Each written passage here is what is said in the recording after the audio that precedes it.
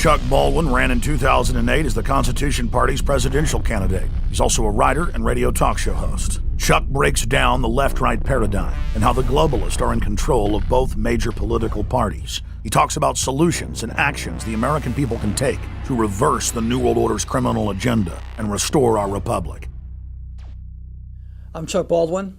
I'm a syndicated columnist, radio talk show host, and for 35 years, the pastor of Crossroad Baptist Church in Pensacola, Florida. I'm the husband of one, the father of three, and the grandfather of seven. I've said all over the country that I believe that we have far more to fear from Washington, D.C. than we do from Tehran or from Afghanistan or some other foreign entity. The Founding Fathers recognized that, and I think that we need to start recognizing it again today. The potential for tyranny, usurpation of power, etc., is far greater from the central government in D.C. than it is from any foreign entity. My main reason for running in 2008 was because Dr. Ron Paul was defeated in the Republican primary. I was supporting him during that primary. In fact, I traveled to several states endorsing his candidacy. I believe his message of constitutional government is exactly the message that America needed and still needs. When it became obvious that he would not be the Republican nominee, several people, including those within the Constitution Party, urged me to consider becoming their candidate in 2008 so that the message of constitutional government could continue throughout the general election process. Obviously, a lot of prayer and thought went into that, but at the end of the day, I accepted that challenge, and the Constitution Party committee and the membership of that organization chose me to be their nominee in 2008 for president. And so I traveled throughout the 50 states doing the same thing that Ron Paul was doing, and that is speaking the message of constitutional government. We'd like to address some of the FEMA and national emergency issues during our interview today. And one of those items that's come up over the past few years are the clergy response teams. We've had leaked information about pastors being used for those purposes. Could you tell us what you know about that and Yeah. what concerns you? I've heard the same thing. In fact, I had a pastor friend of mine from Ohio that told me that he was solicited by FEMA representatives for that purpose. And he actually attended one of their training seminars. And he and I had a lengthy discussion over the telephone as he relayed to me, the information that was given out and what they were trying to do. There's no question that there was a concerted effort, and probably still is, to enlist pastors and clergymen to be part of some kind of, as you said, a clergy response team. And the primary goal of that would be to use the clergymen to encourage their constituents, their parishioners, etc., to submit to whatever governmental decree would come down in the event of a national emergency, including the confiscation of firearms.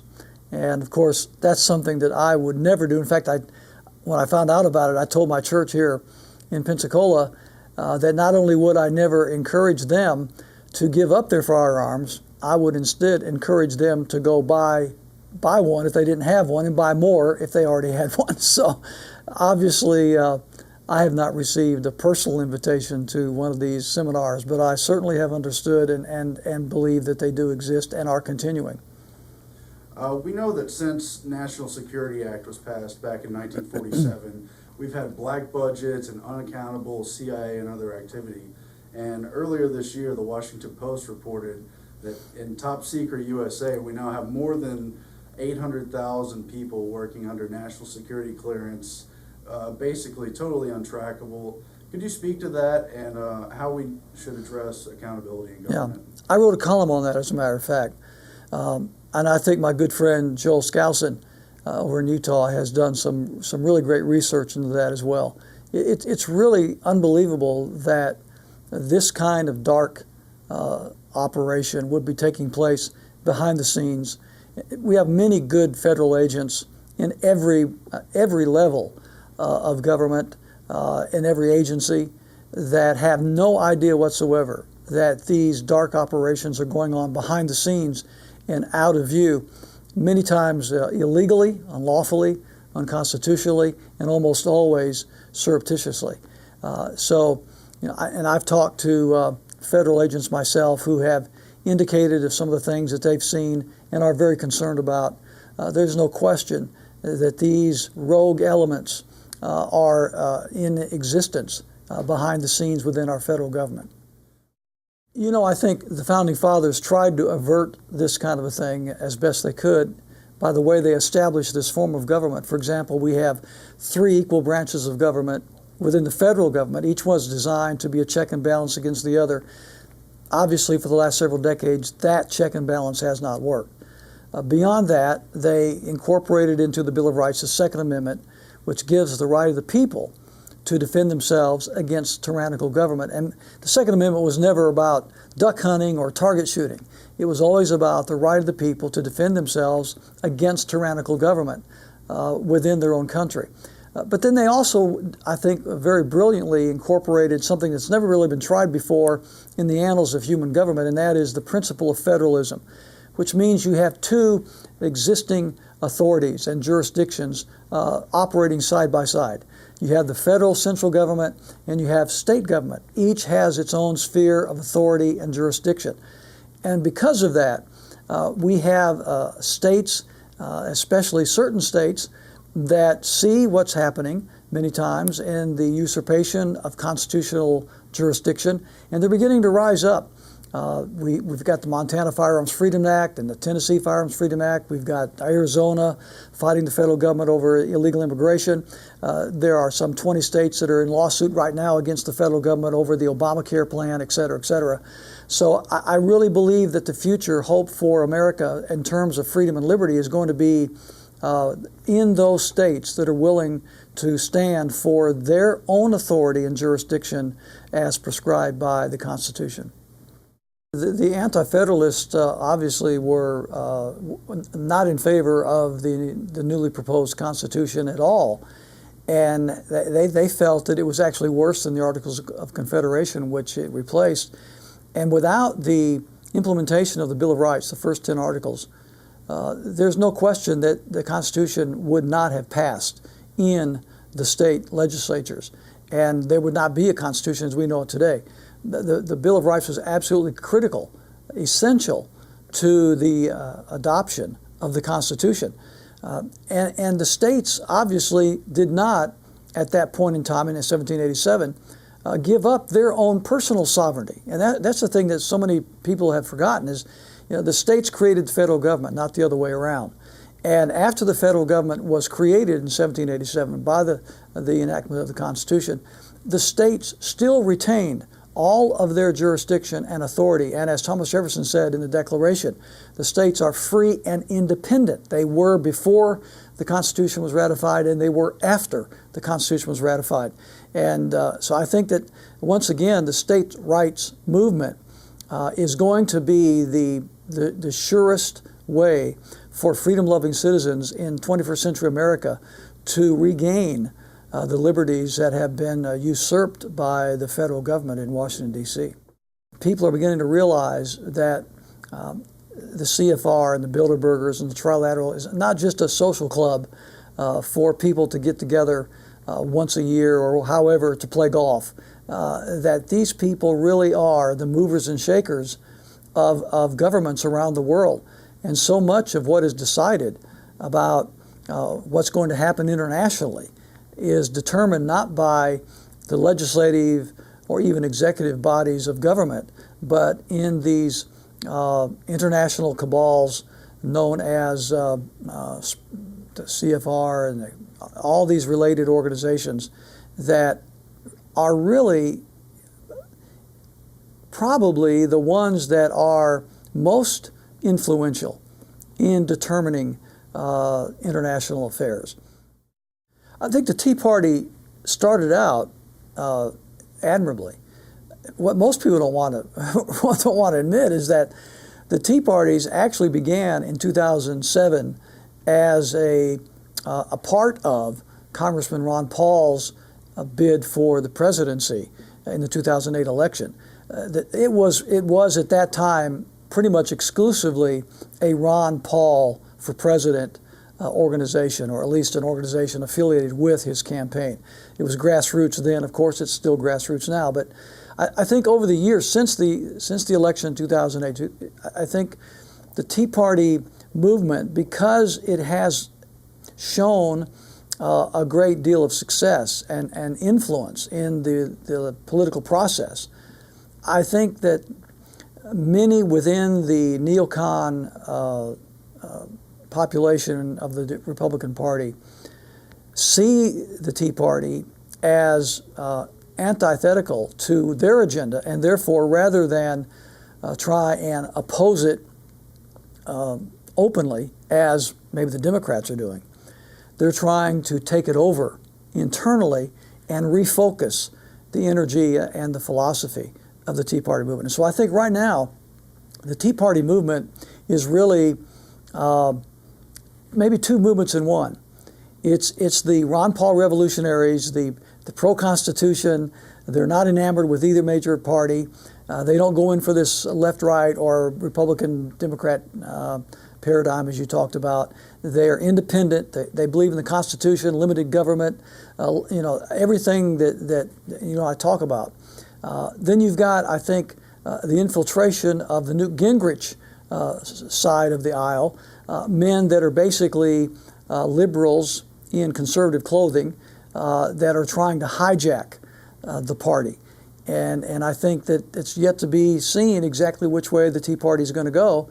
I'm excited about what they've done, and I'm excited about some of the things that they appear to be doing. But again, between now and 2012, it's going to be seen as to what exactly becomes of the Tea Parties. I've spoken at Tea Party groups all over the country, large and small, and most of the people I've met are just really great people, and they got their priorities right and so forth. But again, I'm a little concerned about the neocon, Newt Gingrich part of the movement. If they continue to get more and more influential within the Tea Party movement, then as far as I'm concerned, the push and the movement toward constitutional government, limited government, et cetera, is going to be DOA in 2012. If the Tea Party movement will retain its integrity, if they will stick to its principles, and they will continue to uncompromisingly promote the Constitution, limited government, the Bill of Rights, all the things that we have heard about in association with the Tea Party movement, if they'll continue to do that, I think they could be extremely influential, both in 2010 in the fall elections, and more importantly in 2012, as the momentum will continue to grow.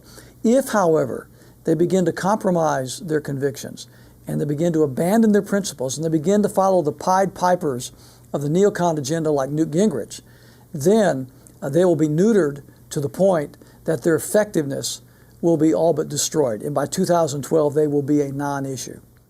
As Barry Goldwater said in '68, there isn't a dime's worth of difference between the GOP and the Democrats. And as Pat Buchanan said, they're two wings of the same bird of prey. They're both walking in the same direction. That's why it doesn't matter if you elect Bill Clinton or George W. Bush. Nothing changes. It doesn't matter whether you have the Republicans in charge of the Congress or the Democrats. Very little changes. It's the same overall direction. More and more government, more and more internationalism. The UN is augmented and strengthened.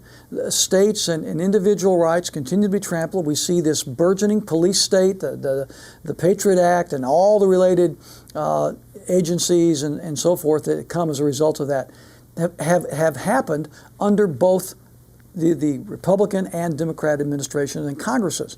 So again, at the national level, I think it goes back to maybe what you're talking about with some of these other more influential groups that seem to be much more effective in exerting their will upon Washington politics, regardless of which party is in power. And until the American people, I think, wake up and throw away this ridiculous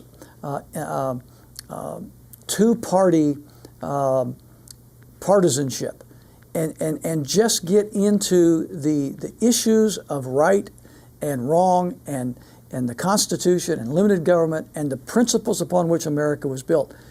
Until we do that, we're not going to have any lasting solution.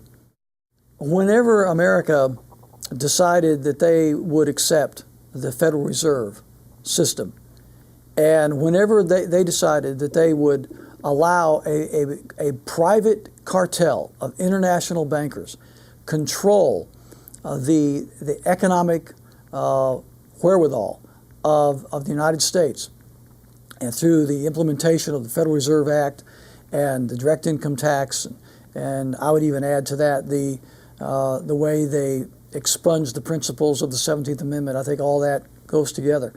The net result was America left sound money principles that had guided it from its very inception. The founders were absolutely crystal clear that America must retain its sound money principles, gold and silver backed currency in exchange. This fiat money supply, this Federal Reserve dominated money system that we have today is responsible for virtually every economic downturn and every recessionary period, including the Great Depression and the recession that we are now in today. It is a direct result of the manipulation of the American money supply and the economy and economic ventures by this cabal of international bankers who, as the people suffer in tough economic times, they continue to increase their own wealth and their own power exponentially. And so once again, this is where I would really agree with Ron Paul. You know, it's not enough that we audit the Fed. We've got to eliminate the Fed. We've got to get rid of the Federal Reserve. And we've got to bring America back to sound money principles. And again, this is where the states can rise to the occasion. The states have the power and the authority to in their own states, have sound money principles established within the borders of their states. And I think ultimately that's what they're going to have to do. But the encouraging thing is the Federal Reserve, for instance, is a national issue for probably the first time in history, and people are learning about it. Correct. And I think that's because of Ron Paul's campaign in 2008. I believe that he was the one that articulated that issue when nobody else was willing to talk about it. And even though he lost the election, his ideas prevailed. And since 2008, what's happened to the economy? What's happened to our money supply? What's happened to the overall economic well-being of our country? Everything that Ron Paul said in 2008 has come to pass in the next 2 years. And so now the American people are looking back at the message that Ron Paul delivered in 2008, and they're saying, you know, he was right, and everybody else on the platform was wrong. And that's why I think we have people today that are, for the first time, as you noted, being willing to at least look at the idea of either auditing the Fed or, as I suggest, getting rid of the Fed altogether. You know, the MIAC report was not new. It was just at that time the latest. But the thing that was new in the MIAC report was, for the first time, a police agency, in this particular case, the Missouri State Police Agency, but as you know, they receive their information from the fusion centers, which is controlled by the Department of Homeland Security. For the first time, that report identified 3 individuals by name and accused their followers of being potential violent extremists. And those 3 individuals were myself, Chuck Baldwin, Ron Paul, and Bob Barr. Now, that was the thing that was unique about the MIAC report. Interestingly, they received so much opposition, not only from the citizens of Missouri, but from people all over America, that they later recanted and apologized for that, and they actually took that report down off of their internet page, and they retracted it from their state agency. But of course, the damage was done, and I believe that this kind of activity will continue. In other words, what they're trying to do is to demonize and marginalize those persons whose ideas they abhor. And anyone such as myself or Ron Paul who promotes the principles of federalism, constitutionalism, a limited government, et cetera, especially when we attack things like the Federal Reserve and the United Nations and these ever-growing foreign wars and all these things. They cannot allow those ideas to become dominant within the thinking of the American people.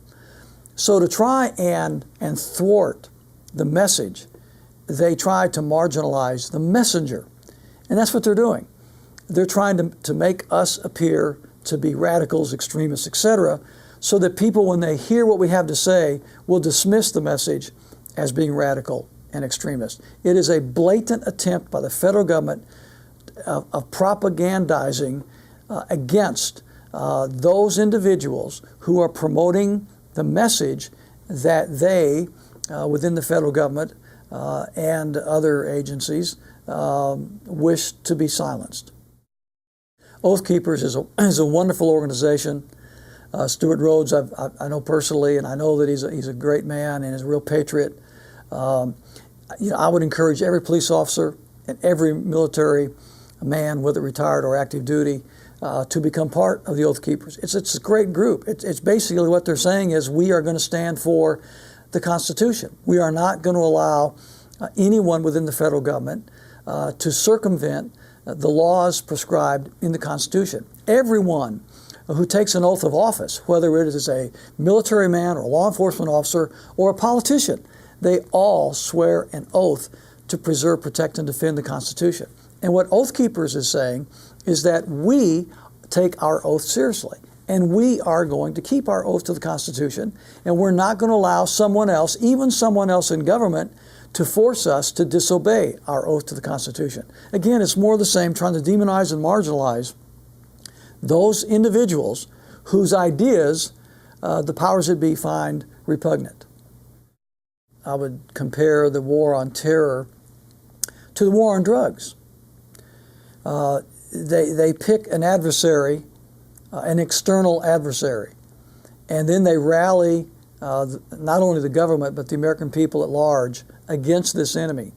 The problem is that by the time they're finished implementing the strategies and techniques that they're going to use against the contrived enemy, they wind up focusing primarily, as you just noted, on the American citizenry. And that's happened in the war on drugs, and it's happening in the war on terror. I mean, we would have never had the Patriot Act and all of this incessant eavesdropping and recording our phone calls and intercepting our emails and listening to our cell phone conversations and the total loss of privacy, the abridgment of habeas corpus, the Fourth Amendment, the Fifth Amendment, and so forth and so on, if it had not been for, quote unquote, the war on terror. I remember whenever Congressman Bob Barr was telling us that whenever he was in Congress and you had Bill Clinton in the White House, Al Gore as vice president, the Republicans had the Congress, the same exact bill was introduced in the Congress at that time. But the Republicans that controlled the Congress rejected the bill, rightly so, because they recognized it to be an overreach by the federal government into the private lives of the American people. But voila, you put a Republican in the White House, and then you have the events of 9/11 and the so-called terror attacks in New York City and Washington, D.C., and without hardly a protest, the same bill that was vehemently rejected by conservatives in Congress in the 1990s was now readily and immediately accepted by that same group in Congress. And again, it just shows that the act of terrorism was an excuse to implement something that they had already designed to do, something that they had already attempted to do, and now were able to do because of the so-called terror attack. Therefore, we have been enduring the abridgments of our freedoms and our liberties and our constitutional rights ever since. And the American citizenry is the victim of this so-called war on terror. Could you talk about the Oklahoma City bombing and how that event was used against states' rights and against militia movements and patriot groups? Right. Bill Clinton, I will remember those days. Bill Clinton, Janet Reno did everything they everything they could do at that time to again demonize and marginalize quote unquote citizen militia groups. The Oklahoma City bombing was the excuse that they used at that time, just as the attack in 9/11 is the excuse that the George Bush administration and now the Obama administration are using to continue their acts of aggression against the liberties of the American people. I think anybody that has eyes to see can recognize that there's a pattern here. And no matter who's in the White House or who's in Congress, the pattern really doesn't change much. We're still marching in the same direction toward more and more government, less and less freedom. And I think we are now to the point where that individual states are going to have to start standing up immediately for the independence and sovereignty of the people of their state, representing the sovereigns of their state, the citizens of their states, or this Leviathan is going to devour virtually all the freedoms and liberties that were bequeathed to us by our founding fathers. If they can broad brush a group of people and tie us into someone with obvious radical views, someone who does obviously have a personal agenda of some sort, whatever it may be, they're going to do that. I don't think there's anything new about that. Trying to picture all of us as racist or homophobic or whatever it may happen to be, they will use anyone they can to accomplish that. I think for the most part, that's proving to be a futile strategy. I think more and more people are waking up to the reality that you cannot, with a broad brush, put everyone in a pigeonhole and make whatever point you want to make. I think that the American people, for the most part, are thinking enough for themselves to recognize the fallacy of that. But there's no question they would try to do that. I caution people not to become too enamored with Fox News. I think that it's a mistake for the American people to trust any of these major television news networks.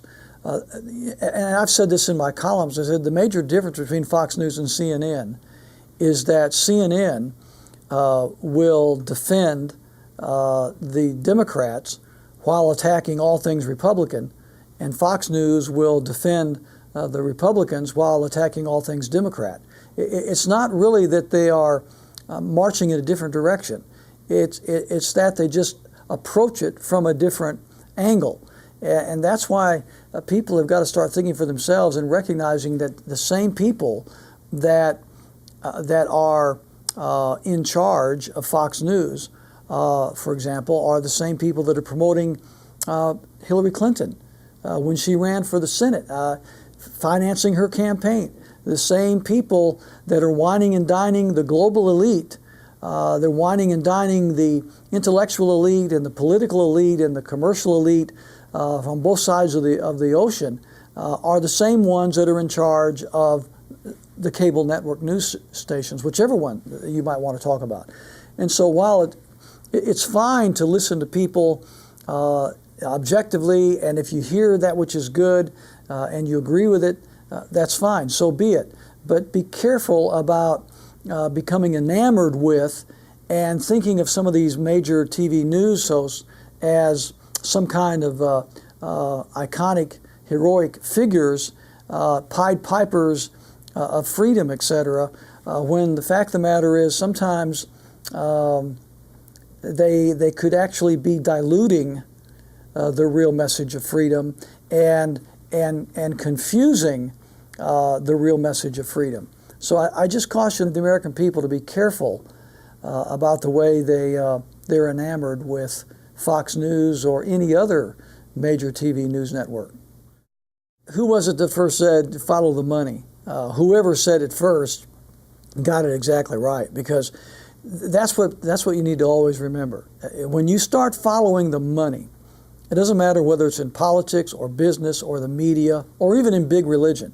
When you start following the money, you're going to find that the bulk of it is going to wind up in the same place. It's the same cabal of people that are pulling the strings behind most of these endeavors.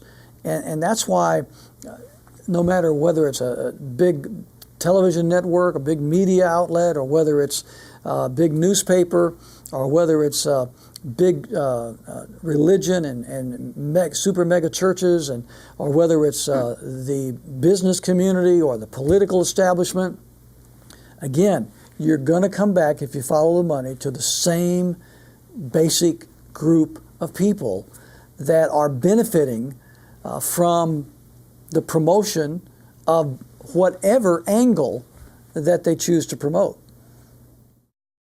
There's a lot of things that Glenn Beck says that I really like.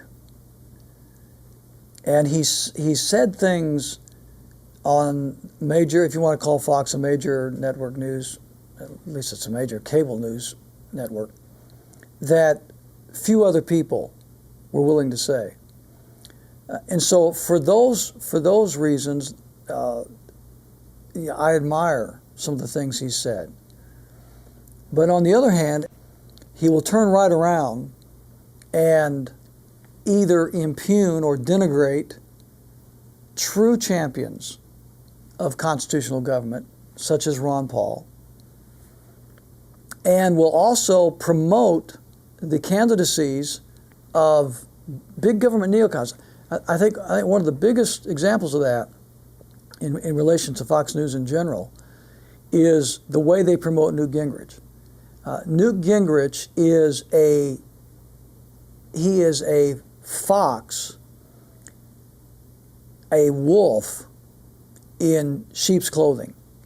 He will say anything he needs to say to fool conservatives into supporting him. When he was Speaker of the House and the contract with America took place back in the 1994 elections, and the Republicans took over both the House and Senate, first time in over 40 years at that time, promising to eliminate 5 federal departments, to slash the overall spending and size and scope of the federal government, et cetera, et cetera. What happened after the Republicans took both houses?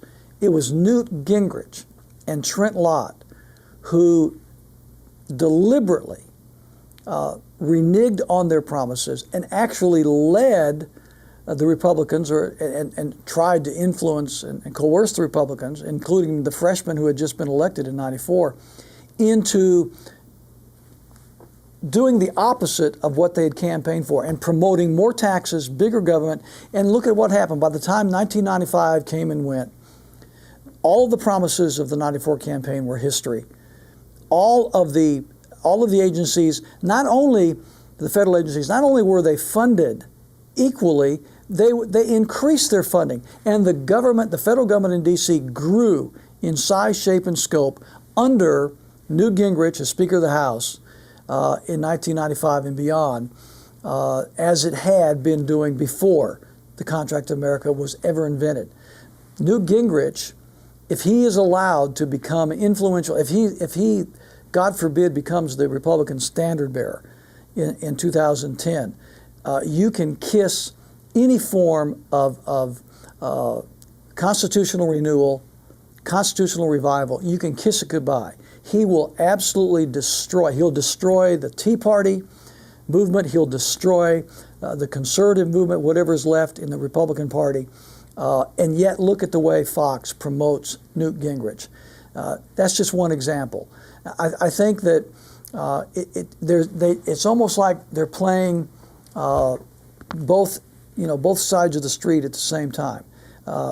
Glenn Beck, I thought, was probably the one that may have doomed the candidacy of Deborah Medina in Texas with, in my opinion, kind of a hatchet job on his show relative to her candidacy. And supported Rick Perry, who's running with the Bilderberg Group and been a slave of the system and used to be a Democrat. And I don't mean to interrupt you, but no, exactly right. That's what I was going to say.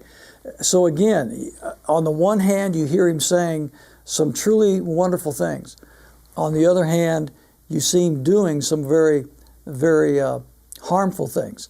So I have mixed emotions. Another thing that kind of gives me gives me pause about Glenn Beck is, when we were running as an independent Constitution Party candidate in 2008, my staff tried to get me on every single one of the major cable and network news programs, including Glenn Beck. And they would not have us on. The only television talk show host that would have me on was Lou Dobbs on CNN. And look what happened to Lou Dobbs after the election. Glenn Beck would not have me on. None of the other hosts on Fox would have me on. We tried to get on. Where was the message? Who was giving the message of constitutional government in 2008? After Ron Paul was defeated in the primary, who was bringing the message? If Glenn Beck really wanted to promote the message of constitutional government, limited government, principles of freedom, the Bill of Rights, the message of the Founding Fathers, John McCain wasn't preaching that message. Barack Obama wasn't preaching that message. But Chuck Baldwin in the general election was preaching that message. And yet, we never had the opportunity one time to deliver that message to Glenn Beck's audience. They have reached a point in the evolution of all of this globalism that they really are not trying to hide it all that much anymore. It's almost an in-your-face, here we are, what are you going to do about it kind of attitude. And I think that personally, the Clintons and the Bush families are involved in many dubious and sinister activities. Don't be surprised if Hillary Clinton becomes vice president before the 2012 re-election campaign of Barack Obama.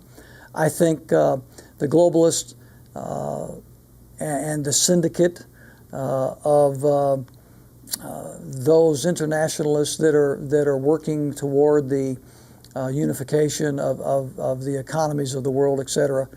I think they feel they need her in the White House. And it wouldn't surprise me a bit if she becomes vice president before the 2012 election. It also will not surprise me if Barack Obama wins re-election. Don't think for 1 minute that Mr. Obama is out of the election victory road here, because of all these polls and so forth that we're seeing in 2010.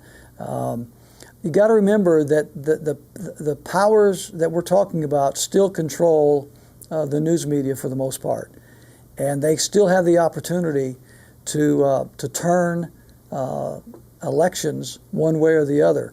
And especially if the Republicans put up a neocon, an obvious, blatant neocon, somebody like a Newt Gingrich, someone of that nature, who real conservatives just could not even think about supporting. If that were the case, then Mr. Obama gets 4 more years. And if Hillary Clinton is his vice president, it puts another Clinton in the White House. And again, the Clinton-Bush cabal, in my opinion, is part of a very dubious, sinister organization that is working against the interests of freedom and liberty in this country. The difference between the Republicans and the Democrats now at the national level is that the Democrats want to tax and spend to promote the welfare state. The Republicans want to borrow and spend to promote the warfare state.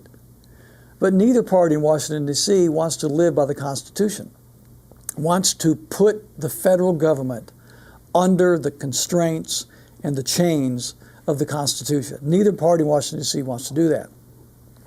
And the GOP, under George W. Bush, has become an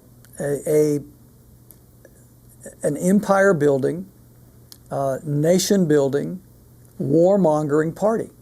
I think it has betrayed the fundamental precepts of what many of the old-time Republicans actually believed and stood for. I think Ron Paul's message during the primary elections of 2008 was spot on. It was only after Mr. Bush redefined conservatism that now in the minds of many Republicans and people that call themselves conservatives, including my brothers in the clergy and Christians in the churches, have come to look at undeclared, unprovoked foreign wars as some kind of a holy cause. We have lost all sense of the just war theory and why we go to war and what are the right reasons for war and how do you go to war and so forth. All the things that historically Americans believed have now been repudiated by the George W. Bush brand of republicanism to the point now that what we see today as conservatism, as it's known, is not even remotely related to what conservatism was back before George W. Bush became president. I believe we need a revolution of states. I go back to the principles of federalism that were incorporated into our Constitution that has made America what it is. That was the great experiment of 1787. The experiment was you would have two governments, two nation states, if you please, living side by side, each respecting the constraints and the jurisdiction of the other. The federal government respecting the 10th Amendment of the Constitution, accepting the definitions of its role under the Constitution, the states recognizing their authority under the Constitution, and the rights of their citizens under the Bill of Rights, understanding the 10th Amendment gave them much greater power and latitude than the federal government ever could have. And the states respecting the federal government in the role that it was given them, the federal government respecting the states in the role that was given to them, living side by side, harmoniously, peacefully. That was the great experiment of the U.S. Constitution. What's happened is the federal government has grown in power to the point that it is swallowing up the states, and it is causing the principles of federalism to be destroyed. The revolution we need is a revolution of state governments backed by the governors, the legislators, the attorneys general, the courts of the states, and of course ultimately by we the people, the sovereigns of that state, with their own will and yes, with their own arms, that are willing to defend the principles of constitutionalism and federalism as prescribed in those great founding documents. And so that's why I say if the only thing we have in 2010 and 2012 is another, quote, conservative movement, all it's going to do is fuel the same system. The same system that is destroying us is going to continue to grow, and there'll be no change. And so what we need is a revolutionary idea, similar to what happened in 75 and 76, when the founders said, we are not going to be ruled by one central state. We are going to incorporate a system of law and governance whereby the people will govern themselves under law. And here is the law. And they established this federalist system, a confederation of nation states, whereby each state is free and independent and able to protect the rights and sanctity of its own borders and its own citizenry. And until we get people in the states to recognize that responsibility and that duty, and in a revolutionary manner stand up for those rights and those duties, all we're going to do is to continue to fuel the same beast, the same system that is swallowing up the liberties and the freedoms of the American people. It's really not a left-right battle. It's not a conservative-liberal battle. It really is, it's a Constitution battle. It is an independence battle. It is a battle for the independence of our states, the sovereignty of our states, the sovereignty of our country, the rights and liberties of our citizenry against a burgeoning New World Order, an order of globalism of international scale, a cabal of people that really do despise our form of government and really do want to eradicate the principles of freedom upon which it was established. This is not a battle between left and right or between conservative and liberal. I had, in my campaign in 2008, I could not tell you how many people that would identify themselves as moderates or even leaning to the left that supported me enthusiastically. They may not have agreed with everything that I believed on the social issues, but they understood my commitment to freedom and liberty and constitutional government, federalism, etc. And at the end of the day, that is going to be the issue that is either going to revive freedom in this country or bury freedom in this country, depending on how we respond to this battle. So, no, I agree with you. And that's why I don't worry about people that identify themselves in one way or the other politically. We talk about the Constitution, freedom, liberty, the Bill of Rights, federalism, etc. And it's amazing how many people, especially young people today, that resonate with that message.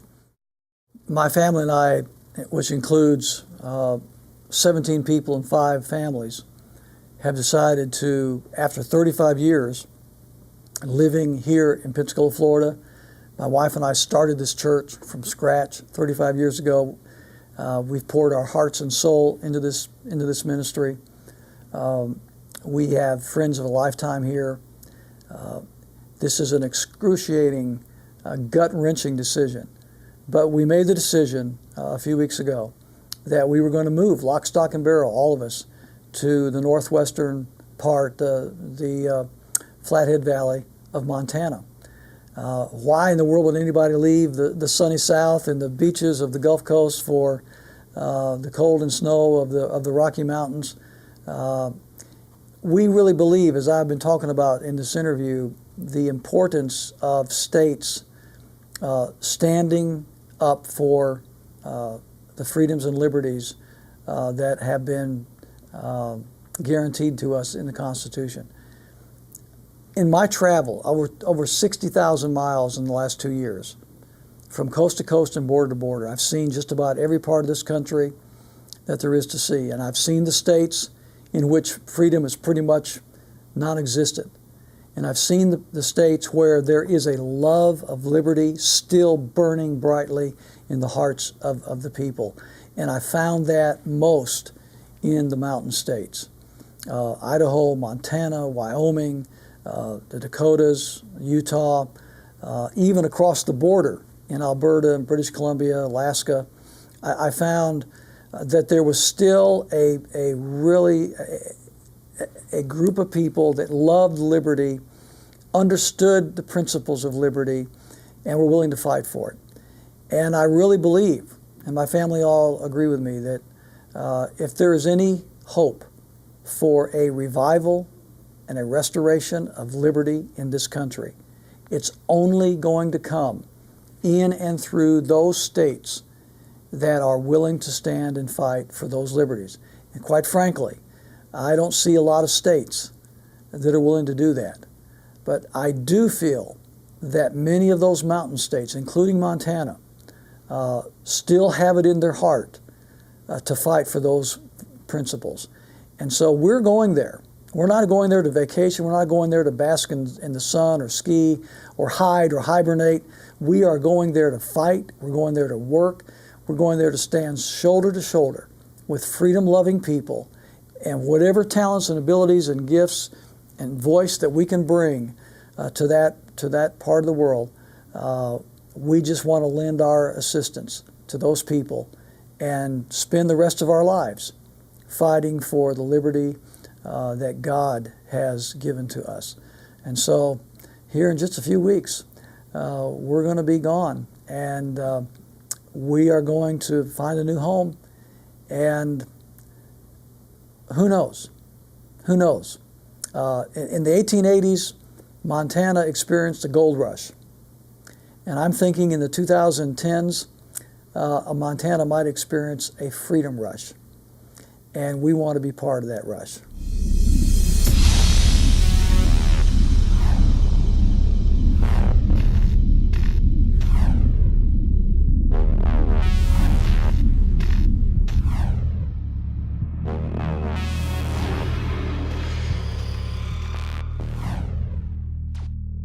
Visit Infowars.com and PrisonPlanet.com. When you're on the site, you can also tune in 24 hours a day to my daily radio broadcast. There's also a free iPhone app to listen to the syndicated radio show when and where you want.